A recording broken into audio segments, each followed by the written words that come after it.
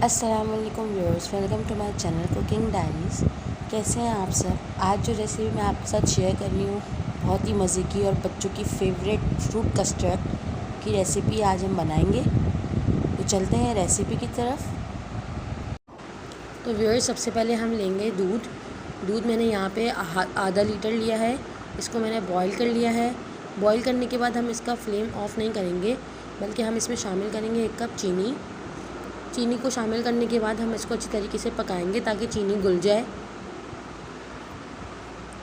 اس کے بعد ویورز، میں نے یہاں پہ ایک باؤل لیا ہے، اس میں نے کسٹرڈ پاؤڈر نکالا ہے تاکہ جو ہے نا وہ اس کی کوانٹٹی صحیح رہے۔ میجرمنٹ ہماری میں نے 2.5 ٹیبل اسپون جو ہے نا وہ کسٹرڈ پاؤڈر لیا ہے۔ اس کے ساتھ ہی میں نے ایک الگ سے کپ میں دودھ لیا ہے، گرم دودھ لینا ہے ہم نے۔ 1 کپ گرم دودھ میں ہم یہ کسٹرڈ پاؤڈر شامل کریں گے اور اس کو اچھی طریقے سے مکس کر لیں گے تاکہ کوئی گٹکیاں وغیرہ باقی نہ رہیں۔ کسٹرڈ کو دودھ میں اچھی طریقے سے مکس کرنے کے بعد ہم اس کو شامل کریں گے۔ جو دودھ ہم کسٹرڈ کے لیے بنا رہے ہیں، جس میں ہم نے چینی شامل کی تھی، اس میں ہم شامل کر دیں گے۔ تھوڑا تھوڑا کر کے ہم شامل کریں گے، ایک ساتھ نہیں ڈالیں گے ورنہ پھر گٹلیاں بن جاتی ہیں۔ تھوڑا تھوڑا کر کے ہم اس میں ویورز شامل کریں گے۔ یہ دیکھیں، اس طریقے سے تھوڑا تھوڑا کر کے ڈالیں گے۔ یہ دیکھیں ویورز، تھوڑا تھوڑا شامل کرنے سے یہ ہوگا، یہ آہستہ آہستہ گاڑھا ہونا شروع ہو جائے گا کسٹرڈ ہمارا۔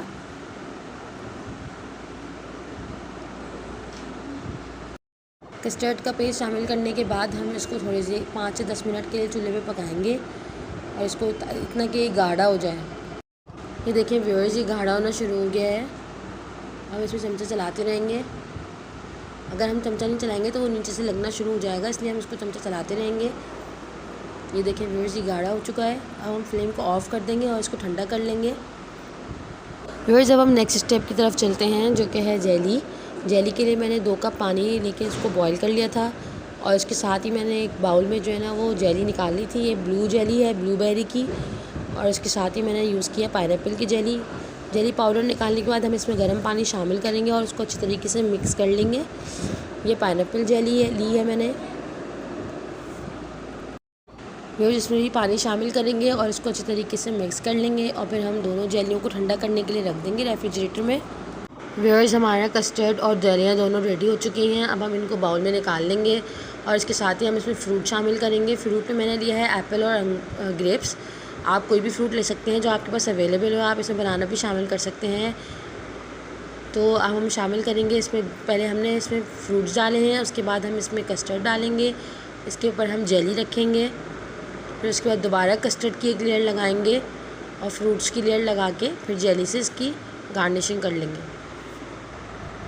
یہ دیکھیں ویورز، اس طریقے سے ہم دوبارہ کسٹرڈ کی لیئر لگائیں گے، پھر ہم اس کے اوپر فروٹس ڈالیں گے، اس کے بعد ہم اس کے اوپر جیلی سے اس کی گارنشنگ کر لیں گے۔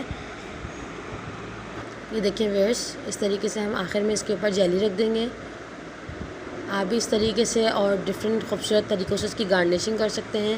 ویورز، ہمارا مزیدار سے فروٹ کسٹرڈ تیار ہے، آپ ضرور ٹرائی کیجیے گا اور ٹرائی کر کے مجھے بتائیے گا کہ آپ کو کیسا لگا، اور اپنا بہت سارا خیال رکھیے گا۔ Thanks for watching. اللہ حافظ۔